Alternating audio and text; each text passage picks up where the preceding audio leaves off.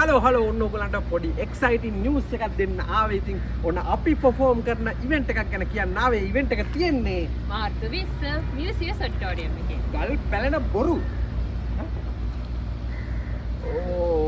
ඒ event එකේ අපි perform කරනවා. ඒකම අපිත් එක්ක මහින්ද අයියා, එරික් අයියා, ඒ වගේම සමර වික්‍රම ඩබලත් perform කරනවා.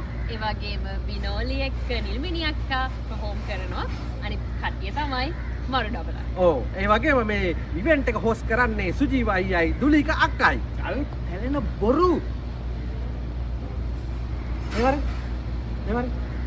යකෝ මෙච්චර මේ අපි පාඩම් කරලා ඇත්ත කියද්දි තෝ මොකද ගල් පැලෙන බොරු කරතන් බොරු කකා ඉන්නේ. නෑ ගල් පැලෙන බොරු කියන්නේ ඒ ඉවෙන්ට් එකේ නම, ෂෝ එකේ නම. ගල් පැලෙන බොරු.